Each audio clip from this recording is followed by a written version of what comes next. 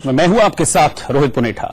समंदर के अंदर पनडुब्बी से इंडिया न्यूज की एक्सक्लूसिव रिपोर्ट हम आपको दिखाने जा रहे हैं। जी हां, आज हम आपको दिखाएंगे कि समंदर के अंदर कई फीट की गहराई में पनडुब्बी के अंदर समंदर के अंदर पनडुब्बी से इंडिया न्यूज की एक्सक्लूसिव रिपोर्ट हम आपको दिखाने जा रहे हैं। जी हां, आज हम आपको दिखाएंगे कि समंदर के अंदर कई फीट की गहराई में पनडुब्बी के अंदर हमारे नौसैनिक कैसे करते हैं देश की सुरक्षा। आज हम आपको बताएंगे पनडुब्बी के अंदर तैनात हमारे जवान समंदर में कैसे पल पल खतरों का सामना करते हैं। रहस्य और रोमांच से भरी एक एक तस्वीर आपके सामने रखेंगे, लेकिन सबसे पहले आपको दिखाते हैं समंदर में ऑपरेशन सिंधु सहार।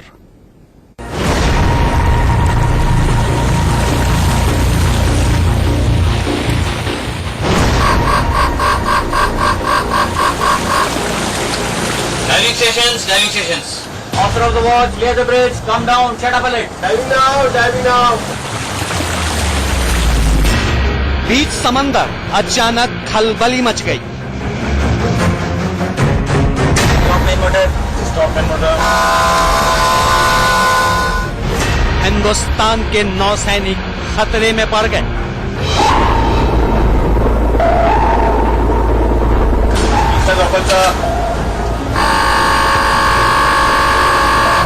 समंदर में हमले की सबसे बड़ी साजिश।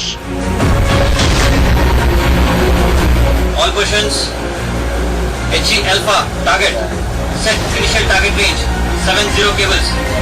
Target speed 14 knots. Stand by to start attacking watches. शत्रु से भिड़ गए सिंधु ध्वज के शूरवीर। 038 038 039 Hello 122 sir. Very good. Fire. 039 045. जब गहरे समंदर में हिंदुस्तान की सुरक्षा पर संकट के बादल मंडराए तो दुश्मन के खिलाफ काउंटर अटैक का ऐलान कर दिया गया। अभी कंट्रोल रूम ने इंटरसेप्ट किया है कि कुछ अनआइडेंटिफाइड चीज जो है वो लगातार सबमरीन के पास पहुंच रही है और अब यहां से अटैक कॉल किया गया है।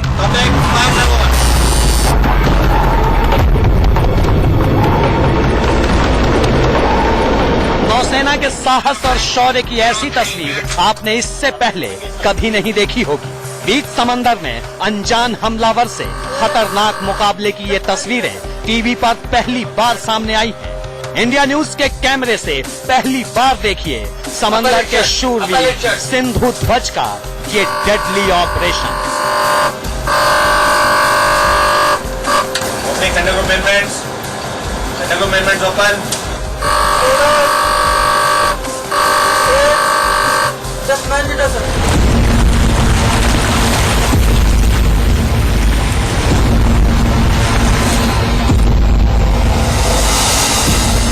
देख रहे हो कि धीरे धीरे जो है सारी लाइट्स को बंद कर दिया गया और सोनार के ऊपर एक्टिवली ये मॉनिटर किया जा रहा है कि जो चीज है वो इनके कितने पास आ गई है। समंदर में ये संदिग्ध चीज इतने करीब आ चुकी है कि सोचने का भी वक्त नहीं। गुमनाम दुश्मन कभी भी हमला कर सकता है, लिहाजा इससे पहले के उधर से अटैक हो हमारे नौसैनिकों ने मोर्चा संभाल लिया। चीफ कमांडर ने हमले का आदेश दे दिया।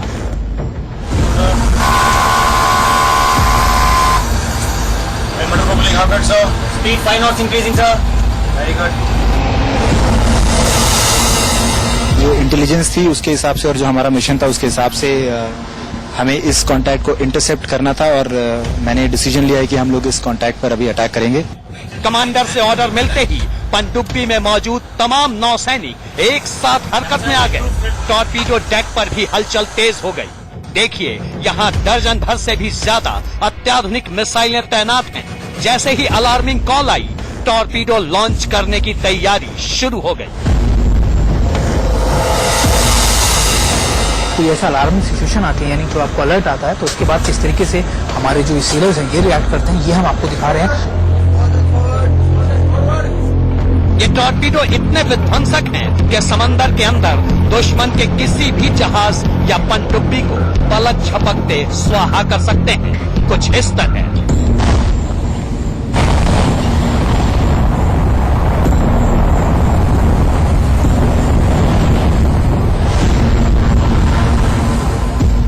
से देखिए, समंदर के बीचों बीच खड़ा ये जहाज और पानी में अंदर ही अंदर जहाज की तरफ बिजली की रफ्तार से बढ़ती ये सफेद कयामत, और अगले ही पल लक्ष्य तबाह हो गया। ये तस्वीर हमने आपको इसलिए दिखाई क्योंकि जिस तरह इस मिसाइल ने यहाँ खड़े जहाज का काम चुटकी में तमाम कर दिया, उसी तरह हिंदुस्तान के मिसाइल हमले से भी दुश्मन का सर्वनाश तय है। चीफ कमांडर का अटैक प्लान पक्का है। एक चीज में नजर आई है संदिग्ध, और यहाँ पर उस टॉर्पीडो को तैयार किया जा रहा है, अगर आप देखें, और इसको लॉन्च करने की प्रक्रिया शुरू कर दी गई है। और यहाँ से अब टॉर्पीडो को यानी टॉर्पीडो को आगे लोड किया जा रहा है।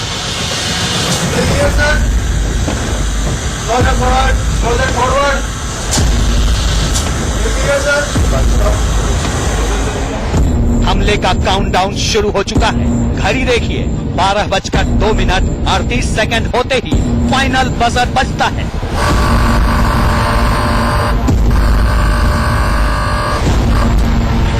दुश्मन को जरा भी भनक न लगे, इसलिए पनडुब्बी के अंदर एक एक कर सारी लाइटें बुझा दी जाती हैं। और अब इसके बाद इस सभी लाइट्स को धीरे धीरे यहाँ से बंद किया जाएगा। सभी चीजें जो होंगी, जो उनकी साउंड होगी, वो भी बंद कर दी जाएगी, और यहाँ इसके बाद ये अटैक पोजीशन में आ जाएंगे। और अगर आप देख रहे हो कि धीरे धीरे जो है सारी लाइट्स को बंद कर दिया गया, और सोनार के ऊपर एक्टिवली ये मॉनिटर किया जा रहा है कि जो चीज है वो इनके कितने पास आ गई है। इसके बाद क्या हुआ? कौन है ये संदिग्ध शत्रु और कहां से आया हिंदुस्तान के समंदर में? क्या ये दुश्मन मारा गया या मिसाइल हमले के डर से भाग खड़ा हुआ?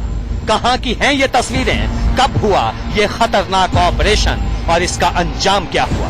इंडिया न्यूज पर इस मिशन का एक एक सच देखते जाइए, पूरी तस्वीर साफ हो जाएगी। INS सिंधु ध्वज से सुमित चौधरी, इंडिया न्यूज। तो देखा आपने, जब हमारे नौसैनिक समंदर की गहराई में होते हैं तो उन्हें इसी तरह कदम कदम पर खतरों से जूझना पड़ता है। जवानों की इसी दिलेरी को करीब से जानने समझने के लिए इंडिया न्यूज की टीम पनडुब्बी में सवार होकर समंदर के अंदर पहुंची। दिखाते हैं आपको पनडुब्बी के अंदर कैसी कैसी चुनौतियों और मुश्किलों का सामना करते हैं हमारे जवान। आज हम आपको बताएंगे भारत की नौसेना के उस जंगी बेड़े में शामिल सबसे आगे रहने वाले हथियार के बारे में, जिसे कहा तो सबमरीन जाता है, लेकिन ये वो अंडर वाटर शार्क है जो कई हफ्तों तक पानी के बीच या फिर गहराइयों तक बने रहने के बाद हमारे देश की सुरक्षा करती है। आज हम आपको बताएंगे नौसैनिकों के उस जज्बे के बारे में जो समंदर की गहराइयों तक कैसे हफ्तों तक बिना सूर्य की रोशनी और हवा के बिना यहाँ नीचे बने रहते हैं। आइए हमारे साथ इंडिया न्यूज की टीम आपको लेकर चलेगी समंदर की उन गहराइयों में जहाँ पर हमारे ये नौसैनिक हमारी देश की समुद्री सुरक्षा के लिए बने रहते हैं। इंडिया न्यूज आज आपको INS सिंधु ध्वज की वो इनसाइड स्टोरी दिखाने जा रहा है जिसमें रहस्य है, रोमांच है और है हिंदुस्तान के शूरवीर नौसैनिकों का जबरदस्त साहस।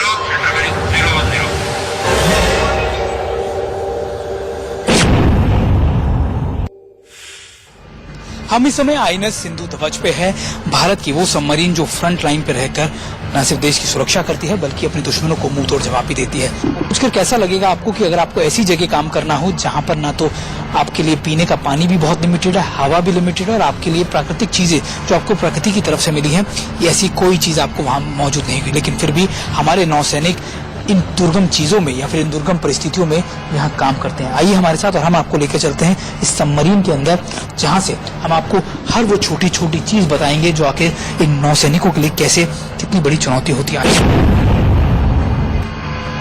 हम इस समय INS सिंधु ध्वज के ठीक नीचे यानी हम उस सबमरीन के कंट्रोल रूम में जा रहे हैं जहाँ से पूरी सबमरीन कंट्रोल की जाती है, और हमारे जाने के बाद इस कपोला को या फिर इस गेट को बंद कर दिया जाएगा। और सबसे पहला हमारी जो डाइव होगी यानी जो इंडिया न्यूज की टीम जाएगी वो जाएगी करीबन 9 मीटर की हाइट के यानी डेप्थ के अंदर, यानी वो चेक इन ड्राइव जहाँ पे सबसे पहले जो सबमरीन की एक डेप्थ होती है उसको लाया जाता है ताकि ये चेक किया जाए कि अगर कुछ प्रॉब्लम है सबमरीन में या फिर कुछ लीकेज है तो उसके बाद उसको पूरा बाहर ले आया जाता है। कि यहाँ पर सिर्फ एक शख्स जो है या तो नीचे जा सकता है उसी समय ऊपर आ सकता है, यानी 2 लोग भी इसमें एडजस्ट नहीं कर पाते। कितना मुश्किल होता है सबमरीन में ना सिर्फ अपनी अपने अपने काम करना बल्कि कितना रहना। और ये लोग करीबन 45 से 50 दिन ऐसे ही इन्हीं जगहों में, इन सकरी गलियों की तरह जो कहा जा सकता है कि उनमें रहते हैं और कितना मुश्किलात में ये काम करते हैं।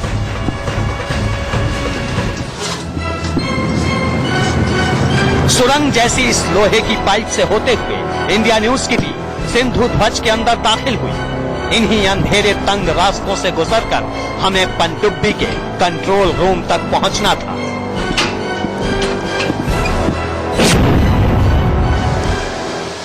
एक सबमरीन करीबन 6 कंपार्टमेंट्स में से बटी होती है। जी हाँ, 6 कंपार्टमेंट्स, जहां पर कंट्रोल रूम होता है, टॉर्पीडो होता है, इसके अलावा जो उसकी दूसरी चीजें होती हैं वो अलग अलग कंपार्टमेंट्स में अलग अलग टीम जो होती है वो लगातार करीबन एक पूरी सबमरीन में करीबन 50 के लगभग जो होते हैं हमारे सेलर्स और ऑफिसर्स के करीब काम कर रहे होते हैं।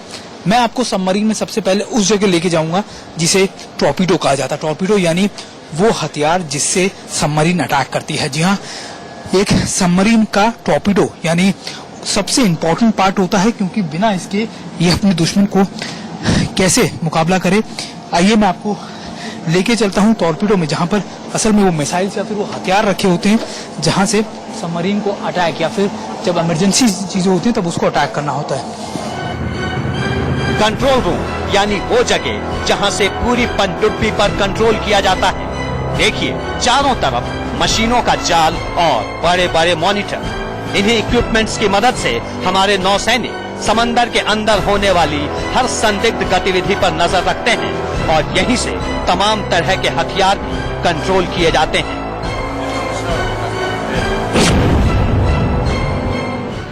ये सबसे इंपॉर्टेंट जगह है क्योंकि इसे सबमरीन का हार्ट कहा जाता है, दिल कहा जाता है, क्योंकि यहीं से पूरी सबमरीन कंट्रोल होती है। ये कंट्रोल रूम है और यहाँ पर अगर आप मेरे चारों तरफ देखें तो आपको नजर आएगा कि चौकस निगाहों वाले जो सेलर्स हैं वो 24 घंटे बैठे रहते हैं, जो हर मूवमेंट को, हर छोटी छोटी चीज पर नजर बनाए रहते हैं। हमारे साथ समीर कुमार जी हैं। सर, अभी कंट्रोल रूम में हम मौजूद हैं, क्या कुछ चीजें हैं जो अभी यहाँ पर मॉनिटर की जा रही हैं? क्या किस चीज का क्या काम होता है?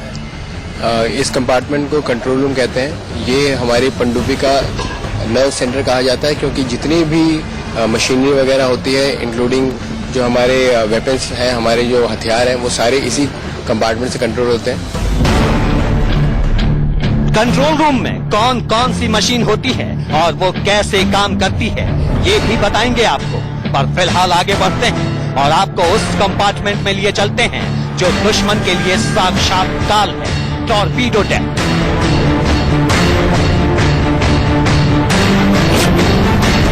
हम इस समय जहां मौजूद हैं ये है सबमरीन का सबसे इंपॉर्टेंट पार्ट, इसे आप टॉर्पीडो डेक कहते हैं। टॉर्पीडो डेक यानी वो जगह जहां पर इसके सारे हथियार रखे होते हैं, यानी मिसाइल हो, टॉर्पीडोज हो या फिर इसके पास माइंस हो, वो सभी इसी डेक में रहते हैं। और अगर आप देखें तो ये भी कुछ कैसे है, यहाँ पर अगर आप एक के ऊपर एक टॉर्पीडो देख रहे होंगे, बड़ी बड़ी जो चीजें हैं ये सब टॉर्पीडोज हैं और इनका वजन करीबन 2-2 टन के ऊपर होता है। यानी अगर आप मान के चलिए कि पूरे 18 जो होते हैं इसमें लोडिंग कैपेसिटी होती है।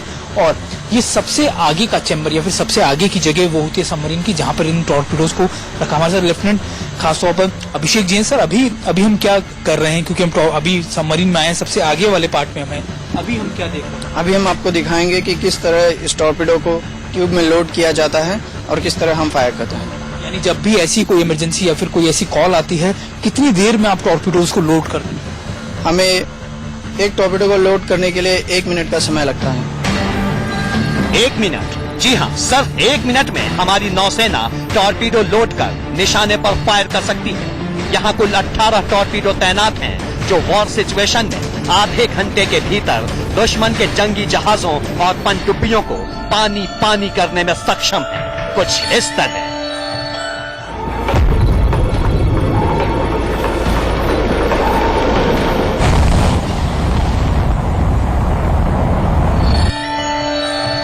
इस टॉर्पीडो डेस्क से क्यों खौफ खाते हैं दुश्मन और आपात स्थिति में यहाँ कैसे काम करते हैं हमारे जवान, एक एक तस्वीर दिखाएंगे आपको। पर उससे पहले सिंधु ध्वज के अद्भुत शौर्य की कुछ और तस्वीरें देख लीजिए। अब हम टॉर्पीडो से नीचे उतरे हैं और टॉर्पीडो जो डेक था उससे नीचे उतर के अब हम गैली की तरफ जा रहे हैं। आप देखें कि हर जगह आपको अपने आप को बहुत झुक कर चलना पड़ता है, बहुत मुश्किल है सबमरीन्स के अंदर मूवमेंट कर पाना।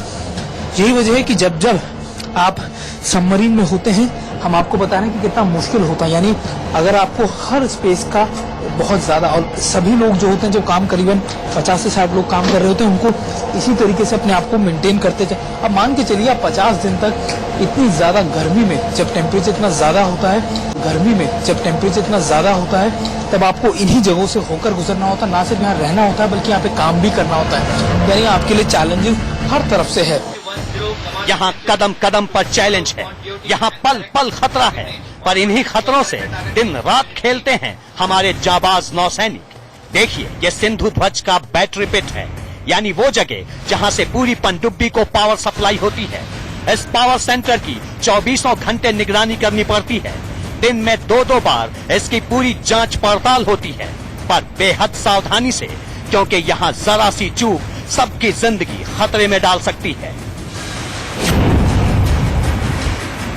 मैं आपको दिखाऊं तो आप चारों तरफ बैटरी से घिरे हुए हैं, और एक एक बैटरी को दिन में 2 बार चेक करना होता है। ये देखना होता है, जांच परखना होता है कि आखिरकार आपके लिए सारी जो चीजें हैं आपकी, वो सही काम कर रही हैं या नहीं। और अगर एक भी चीज आपकी काम नहीं कर रही होती ठीक, तो उसकी आपको रिपोर्ट करनी होती है, उसको रिपेयर करना होता है। और ये बैटरीज इस सबमरीन की जान भी होती है, क्योंकि इन्हीं बैटरीज से इसको आपको ऊर्जा मिलती है सबमरीन को, और इसकी चार्ज करने के लिए एक बार सबमरीन को ऊपर हवा में भी आना पड़ता है, यानी आपको सतह पे, सरफेस पे भी आना होता है।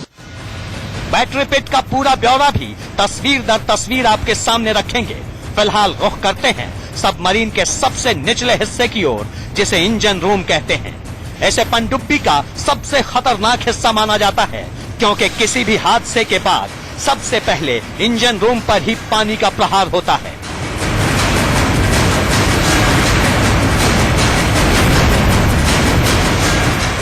सबमरीन जब पानी में उतरेगी, सबमरीन जब पानी से बाहर निकलेगी, वो सारा काम या फिर वो सारा प्रोसेस इन पंप्स के थ्रू किया जाता है। 14 पंप्स होते हैं सबमरीन में, जो बता रहे हो सबसे निचला पार्ट होता है, क्योंकि यहीं से पानी अगर भरेगा या फिर कल को कोई प्रॉब्लम होती है तो वो सबसे पहले यहीं पर होती है। सबसे खतरनाक भी जगह है, क्योंकि सबमरीन की, क्योंकि सबसे ज्यादा पहला जो पानी भरने की प्रोसेस होता है वो यहीं से स्टार्ट होता है। और इन पंप के अंदर सिंह साहब है जो यहाँ पे सेलर है, वो यहाँ पर बैठे हैं। कितना मुश्किल होता है सर यहाँ पर काम करना? मुश्किल है, लेकिन हम सबमरीनर हैं तो हमारे को सिखाया गया है कि ये कैसे काम करना है, किधर से जाना है, क्या करना है, ये ट्रेनिंग दिया जाता है, उसी हिसाब से हम काम करते हैं। आप सोच रहे होंगे कि अगर समंदर में तैनाती के दौरान पनडुब्बी में कोई हादसा हो जाए तो क्या उपाय है।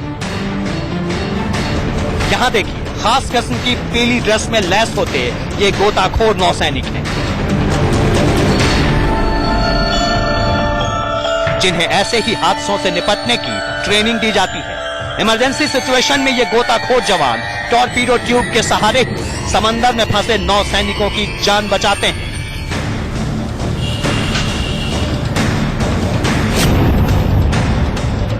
जी हाँ, सबमरीन के अंदर जब पानी भर जाता है, यानी जब सबमरीन डूबने वाली हो, तो अपने सबमरीनियर्स को या फिर मरीन्स को किस तरीके से बचाना होता है, ये हम आपको सिखा रहे हैं, बता रहे हैं कि कैसे जब होता है। ये अगर आप देखें, ये टॉर्पीडोज की वो ट्यूब्स हैं जिससे असल में टॉर्पीडोज को फायर किया जाता है। यानी जब टॉर्पीडोज को फायर किया जाता है, यानी हथियारों को, लेकिन जब सबमरीन डूबने वाली हो, ऐसी कोई सिचुएशन हो, तो इन्हीं कहते हैं कि ट्यूब्स की मदद से अपने सबमरीनर्स को या फिर सेलर्स को बाहर भी निकाला जाता है। और ये अगर आप देखें तो करीबन एक एक करके जो है सबमरीनर्स जो हैं वो इनको यहाँ पे भेजते हैं।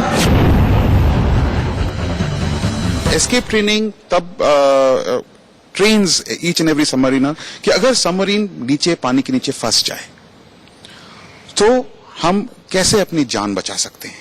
So towards that, we have torpedo tube complex. We have a tower of confidence where in special sets, हर एक सबमरीनर के नाम पे हर एक सबमरीन पे एक सेट होता है, पूरा का पूरा सेट, और एक ब्रीदिंग अपरेटस होता है। वो उसको पहनता है, टॉर्पेडो ट्यूब के अंदर घुसता है, एंड देन ही कैन। ये तस्वीरें जितनी रोमांचक हैं उतनी ही खतरनाक भी। लेकिन आज इंडिया न्यूज आपको वो तमाम तस्वीरें दिखा रहा है जो इससे पहले टीवी पर कभी किसी ने नहीं देखी। तस्वीरें अभी और भी हैं, बने रहिए हमारे साथ। INS सिंधु ध्वज से सुमित चौधरी, इंडिया न्यूज।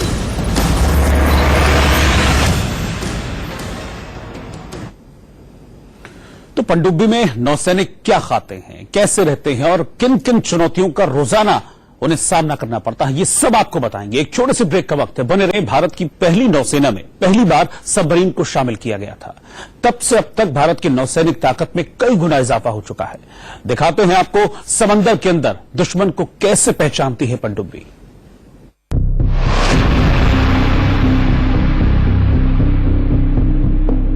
चीन ने हिंदुस्तान के समंदर में अपनी पनडुब्बी भेजी तो भारत ने भी अपनी सबमरीन को सावधान कर दिया। देखिए, एक तरफ हिंद महासागर में गोते लगाती चीन की युआन क्लास पनडुब्बी और दूसरी ओर समंदर पर शान से लहराता हिंदुस्तान का सिंधु ध्वज। सिंधु ध्वज की ताकत और तेजी से क्यों घबराते हैं दुश्मन, ये भी बताएंगे। पर पहले ये जान लीजिए कि सिंधु ध्वज रूस से मिली किलो क्लास पनडुब्बी है।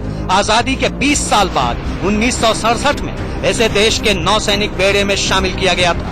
तब से लेकर अब तक यानी पिछले 50 सालों से सिंधु ध्वज दिन रात देश की सुरक्षा में तैनात है। कहते हैं जो समंदर में राज करेगा वो दुनिया पे राज करेगा।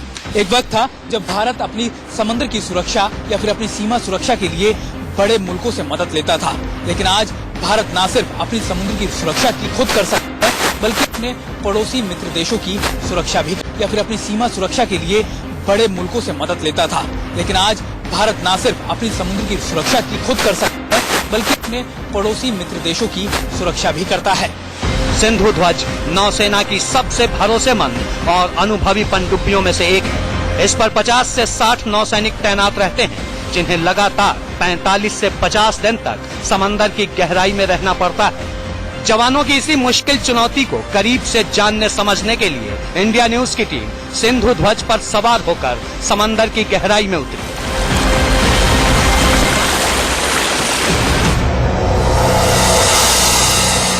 अब हम यहाँ से जब सबमरीन के मिशन पे निकले हैं और अभी यहाँ से जो डेप्थ है यानी जो सबमरीन है वो अपनी नीचे की डेप्थ यानी सेकंड जो डेप्थ है उसमें जा रही है। और अभी कितनी फुट की हाइट पे जाए, कितनी डेप्थ में हम लोग जाने वाले हैं सर? अभी सबमरीन जब पहली बार डाइव करती है तो पानी की सतह से करीब 9 मीटर नीचे डाइव करती है, जिसे हम लोग चेक डाइव कहते हैं। 9 मीटर नीचे जाने के बाद पहले हम असरटेन करते हैं कि कहीं से कोई लीकेजेस नहीं है और सबमरीन डेप्थ के लिए सही तरीके से ट्रिम्ड है। उसके बाद एक बार ये चीजें जब असरटेन हो जाती हैं उसके बाद सबमरीन मिशन रिक्वायरमेंट के हिसाब से जितनी गहराई की रिक्वायरमेंट होती है उस तक डाइव करती है। जैसे जैसे पनडुब्बी समंदर में नीचे उतर रही थी वैसे वैसे कंट्रोल रूम में हलचल तेज होती जा रही थी। सामने लगे मॉनिटर सबमरीन की लोकेशन बता रहे थे और कमांडिंग ऑफिसर की देखरेख में एक एक ऑर्डर को मशीन की तरह फॉलो किया जा रहा था। Capture in-group rudder, depth 1.5 meters, list 000, compartments inspected direct, main section line and external fuel tanks fitted, sir. लेकिन जैसे ही पनडुब्बी समंदर की गहराई में उतरी, अचानक एक संदिग्ध हमलावर के खतरे ने जवानों को सचेत कर दिया।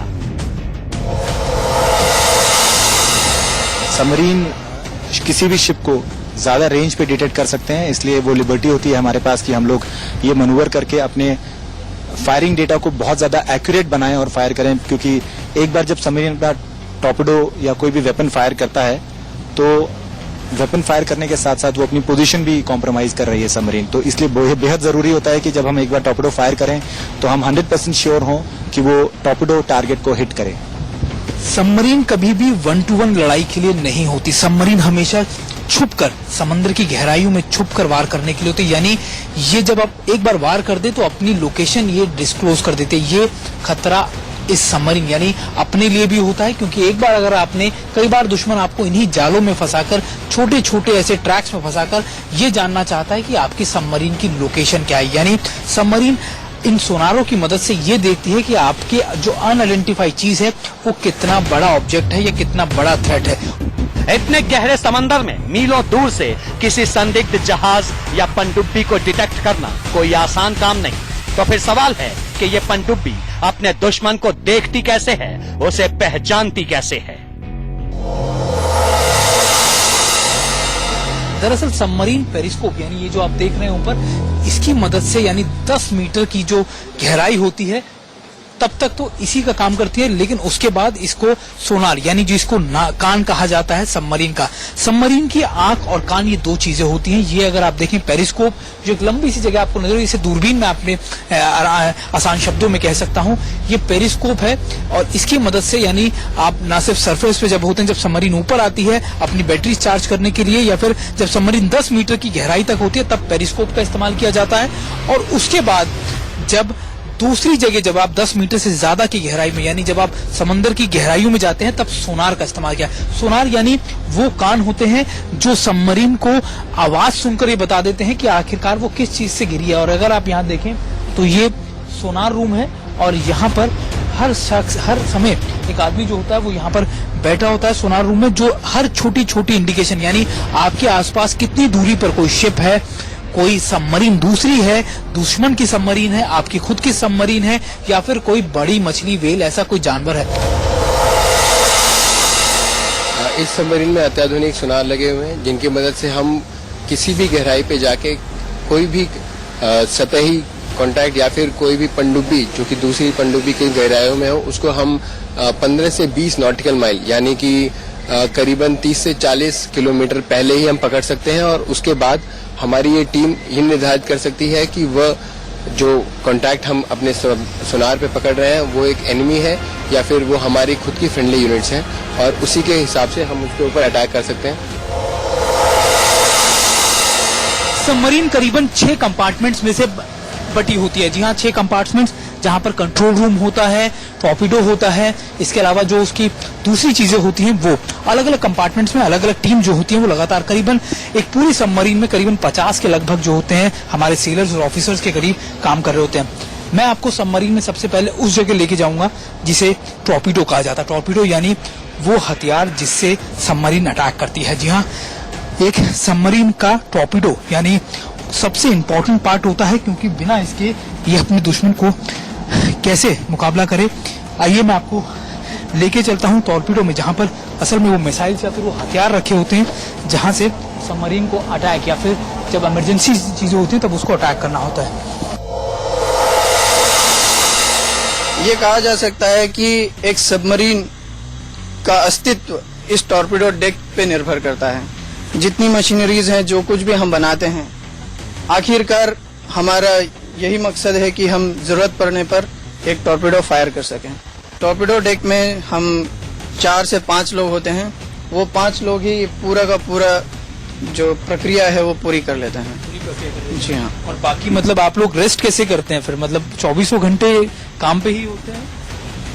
वैसे जो 3 टुकड़ियों में हमें बांटा जाता है, वॉच सिस्टम होता है, तो एक बार में 2 लोग आराम कर रहे होते हैं और कोई एक काम पे होता है। सर अच्छा, मैं एक चीज देख रहा था कि हर जगह आपके आसपास ये रक्षा कवच रखे हुए हैं, ये किस लिए होते हैं?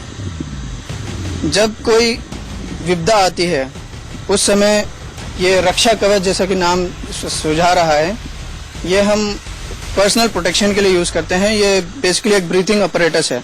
इससे हमें आधे घंटे तक स्वच्छ हवा मिलती है, ताकि हम अगर वातावरण प्रदूषित हो जाए तो हम इसका इस्तेमाल करके बच।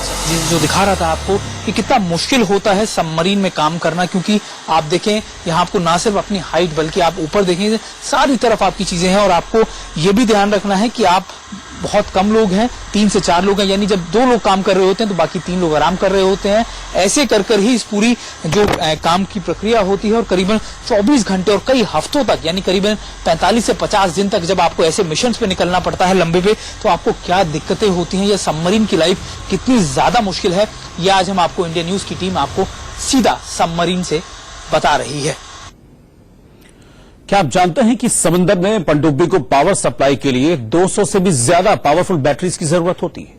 आइए आपको लेकर चलते हैं आईएनएस सिंधु ध्वज के पावर सेंटर यानी कि बैटरी पिट में।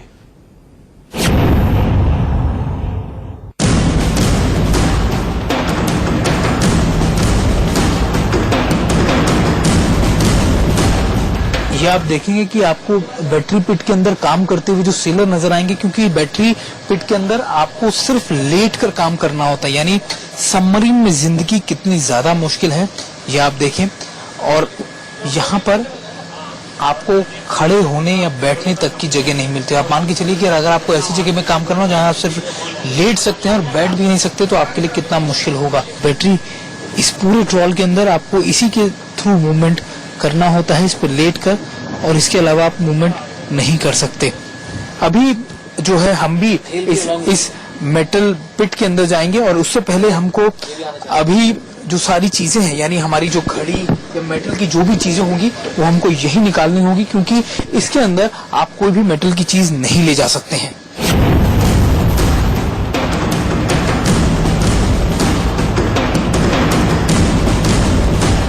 हमारे पास मेटल की कोई चीज नहीं है। इसी के बाद हम अब इस मेटल पिट के अंदर जाएंगे, और मैं आपको ये दिखाने की कोशिश कर रहा हूँ कि कितना मुश्किल होता है, क्योंकि जब आप ऐसी जगहों में जाते हैं या बैठते हैं, क्योंकि आपके लिए यहाँ पर ना तो खड़े होने की जगह है, मैं आपको दिखा पाऊँ अपने कैमरा से, तो मैं आपको दिखाऊं कि कितना मुश्किल होगा।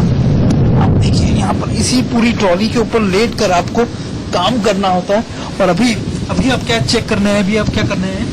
इसमें एक्चुअली हम चेक करते हैं बैटरी पैरामीटर्स, जो भी डेंसिटी होती है और रेजिस्टेशन होते हैं, इलेक्ट्रोलाइट टेम्परेचर होता है, तो नॉर्मली हम ये बैटरी रूटीन्स में चेक करते रहते हैं। भी आपके साथ चलते हैं आगे, और मैं आपको दिखाता हूँ कि आखिरकार जब आप बैटरीज की चेकिंग के लिए निकलते हैं तो आपको कैसे करना होता है। 35-40 के डिग्री के टेम्परेचर में इनको लेट कर यहाँ काम करना होता है। आप सबमरीन के, आपके और मेरे लिए एसी कमरों में 8 से 9 घंटे काम करना एक आपस में सरदर्द बन जाता है, हम पूरे दिन में थक जाते हैं। लेकिन आप देखिए कि सबमरीन के अंदर, यानी जब आप इतनी ज्यादा गहराई में होते हैं, जहां पर आपके लिए ना तो ऑक्सीजन है, ना कोई प्राकृतिक धूप या फिर हवा है।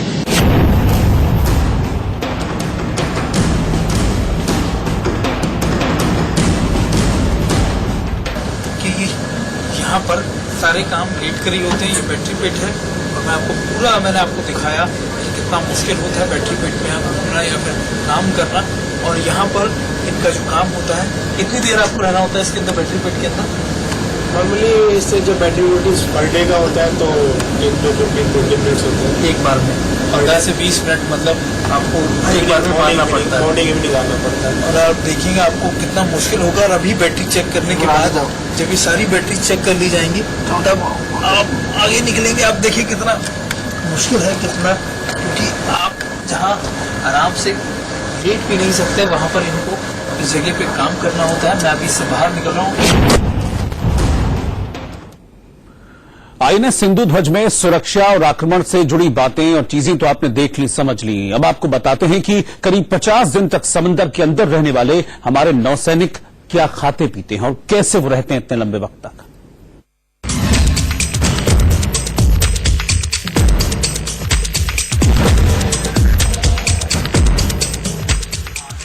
गैली यानी वो जगह जहां पर सभी के पेट भरने का काम होता है सबमरीन में। यानी जब आप 40 से 50 दिन के मिशन पे होते हैं, तब आपके लिए हर रोज ताज़ा खाना बनाना, चीजें देखना, और ना सिर्फ उसको मेंटेन करना, क्योंकि सबमरीन एक स्टेबल चीज नहीं है, ये हमेशा मूवमेंट करती रहती है। और पानी के अंदर कभी भी इसकी मूवमेंट जो है तो ऐसे में खाना बनाना। अभी हमारे साथ किचन में अब अभी क्या क्या खाना बन रहा है?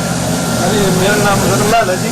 अच्छा, ये लोग हैं चीफ कुक बोलते हैं, सबमरीन में चीफ कुक बोलते हैं। हाँ, और अभी क्या क्या बनाया आपने? खिचड़ी बना रहे हैं हम, और दही रायता बनाएंगे, दही रायता और पिकल रहेगा, इसके साथ में सैंडविच रहेगी। सैंडविच रहेगा, मतलब 3-4 चीजें आप लोग रोज बनाते हैं। ये भी लंच की तैयारी हो रही है? ये लंच की तैयारी हो रही है। जब नीचे जाते हैं पानी के अंदर जाने के बाद में हमें प्याज और ऑयल का यूज नहीं कर सकते वहाँ पर। प्याज का और ऑयल यूज इस्तेमाल नहीं होता। खाना कैसे बनता है? ऑयल यूज इसलिए नहीं करते, डाइविंग में रहते हैं तो स्मोक निकलती है, CO2 हो जाता है, तो उसकी परसेंटेज ज्यादा बढ़ जाती है, तो आदमी को आंखों से पानी या सांस लेने में CO2 बढ़ने से परेशान हो जाते हैं। तो सांस, कोई भी ऐसी चीज जिससे धुआं उठे वो आप तो सांस लेने में खाना कैसे बनता है बिना उसके? ऑयल के बिना कम नहीं, थोड़ा सा लगा देते हैं, तड़का लगाते हैं। तो और ऑनियन इसलिए नहीं काटते, ऑनियन से जब आप प्याज छीलते हैं तो आंखों से आंसू आते हैं, और कटिंग करेंगे तो ज्यादा आंसू आएंगे, तो इसलिए CO2 बढ़ जाएगा।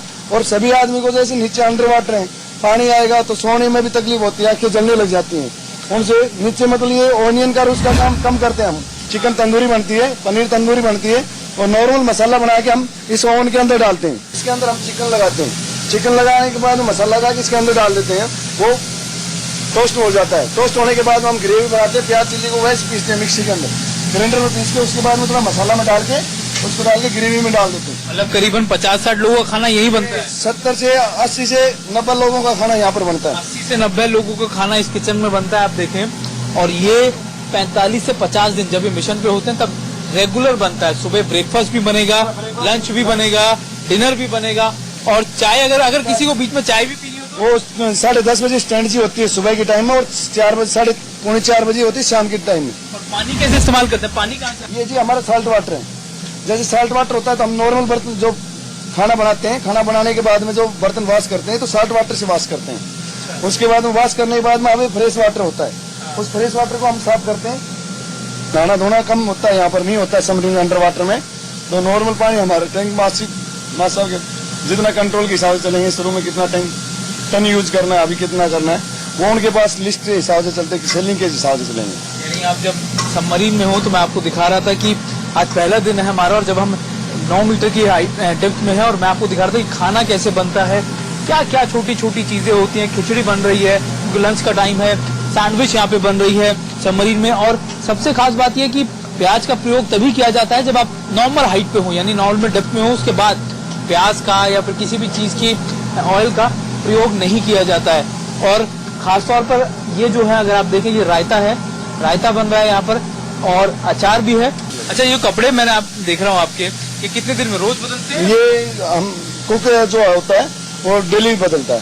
नहाने की तो बिल्कुल नहीं। नहाने की तो वैसे हमारे को परमिशन है कि 3 दिन या 4 दिन हमें नहाना चाहिए, क्योंकि फूड पॉइजन का हमारे से वो हो सकता है, इसलिए हमें नहाना का जरूरी है। 4 दिन हमें नहाना चाहिए क्योंकि फूड पॉइजन का हमारे से वो हो सकता है, इसलिए हमें नहाना का जरूरी है। यानी किचन में जो काम कर रहे हैं रसोईया, एक वो अकेला आदमी होता है जो 3 से 4 3 बंदे होते हैं। 3 बंदे होते हैं जो नहा सकते हैं। इसके अलावा नहाने की इजाजत नहीं होती किसी को भी। और मैं आपको एक किचन यानी गैली दिखा रहा था जहाँ पर खाना बनता है। सभी ये जो हमारे सेलर्स हैं या ऑफिसर्स हैं नौसेना के, और कितना मुश्किल होता है ये मैं आपको दिखा रहा था, क्योंकि हर जगह कितनी बहुत ज्यादा छोटी है आपको मूवमेंट करते हुए, और ऐसे में करीबन 70 से 80 लोगों के जो खाने का चीजें हैं वो बनाई जाती हैं। अभी वक्त हो चुका है इनके लंच का, यानी जितने सेलर्स हैं वो लंच कर रहे हैं। और आप मानिए कि ये पूरी प्रक्रिया होती है अपनी लंच लेने की, कितनी लंबी है कि आपको खाना जितना आप एक बार प्लेट में भर लेंगे उसके बाद एक ही बार भर सकते हैं, क्योंकि दूसरी बार आने की आपकी हिम्मत नहीं होती, क्योंकि यहाँ पर जगह इतनी छोटी है या फिर आपको मूवमेंट करना इतना मुश्किल होता है कि आपके लिए दोबारा आने की आपकी इच्छा ही खत्म हो जाएगी। जब आधे लोग सो रहे होते हैं और आधे फिर वापस जाके इसको ज्वाइन कर लेते हैं। अगर अभी मैं आपको दिखाऊं तो अभी क्या क्या खा रहे हैं सर आप लोग? आज खिचड़ी है, पिकल्स है और रायता है। अच्छा, रायता, खिचड़ी। अच्छा, मैंने सुना है कि आप लोग एक बार ही जितना खाना होता है भर के ले आते हैं ताकि दोबारा न जाना पड़े। हाँ, ये तो बात सही है, क्योंकि ऑफिस जब भी हम ड्यूटी करके आते हैं तो लगता है कि यार एक बार ले लें, क्योंकि जब एक गैली होती है तो इतने लोग हैं तो लाइन में थोड़ा जल्दी होती है और बड़ी लाइन हो जाती है। तो हम चाहते हैं कि एक बार में ही ले लेंगे, हमारा काम थोड़ा कम भी हो जाता है, बोले यार हो गया चलेगा, क्योंकि फिर दोबारा हम नहीं जा पाते, ज्यादा भीड़ हो जाती है। रोज खिचड़ी और यही मिलता है, फिर रोज मनपसंद खाना भी? नहीं, ऐसा बात नहीं है। आज ऐसे खिचड़ी बन गया, नहीं तो नॉर्मली हमें सब कुछ मनपसंद खाना मिलता है। चिकन, बिरयानी, अपना पनीर, सब कुछ मिलता है। किसी दिन सब कुछ मिलता है। बिरयानी एवरी वेडनेसडे को बिरयानी मिलता है। उस दिन सब खुशी बहुत ज्यादा खाते हैं। एक बार में आप जो बोल रहे थे भर के लाते हैं, उस वेडनेसडे को भर के खाते हैं सब। बिरयानी बहुत अच्छा बनता है इधर, स्पेशल बिरयानी होती है। अच्छा, सोने का मैं देख रहा था कि आप करीबन 7 से 8 यहाँ पे डेक हैं आपके, 9 बंक है। तो कैसे सोते हैं, कैसे रहते हैं आप लोग यहाँ पर? यहाँ जो बंदा वॉच करता है वो वॉच से रिलीव होके आता है, तो वो जो बंदा वॉच पे जा रहा है उसकी जगह सोता है। 1 part on duty, 2 parts will be rest. मतलब दो पार्ट रेस्ट करेगा, 1 पार्ट ड्यूटी पर रहेगा। जैसे 1 पार्ट आएगा 1 पार्ट रिलीव करेगा उनको, और 1 पार्ट मतलब फिर 2 पार्ट रिमेनिंग मतलब स्लीपिंग। तो आप लोग ऐसे ही काम करते रहते हैं आपस में? 1/3 में हमेशा वॉच रहता है। 1 वॉच मतलब 1 वॉच रहता है, 2 वॉच से रेस्ट करता है। और कितना देर आप लोगों को रेस्टिंग टाइम मिलता है? मतलब हमारे 3 इयर्स रहता है। 1 वॉच लगभग 6 घंटे का हमारा। 6 घंटे का काम, 6 घंटे का आराम? नहीं, 3 आवर्स काम वॉच करते हैं और 6 आवर्स का रेस्ट मिलता है। इंडिया न्यूज ने आज आप तक पहुंचाया है कि किस तरीके से सबमरीन काम करती है, किस तरीके से हमारे नौसैनिक सबमरीन में रहते हैं, किन मुश्किलात में वो काम करते हैं। कैप्टन अवस्थी, आपको बहुत बहुत शुक्रिया, आपने इंडिया न्यूज को ये टाइम दिया अपना, और अपनी टीम को आपको इस तरीके से आप लोगों ने हमारी मदद की। इनफैक्ट मैं आपका शुक्रगुजार हूँ, आपकी टीम आई और उन्होंने कवर किया है सिंधु ध्वज। आप जाएं यहाँ से। सबमरीन का एक ट्रेडिशन होता है, जैसे कि आप हमारे साथ जिस भी मैक्सिमम डेक तक आपने डाइव किया वहाँ का सी वाटर हमको पिलाना जरूरी होता है, क्योंकि एक सबमरीन नाम का ट्रेडिशन है। एंड क्योंकि आज आप हमारे साथ डाइव किए, इसलिए हम चाहेंगे कि you should raise a toast for the submarine.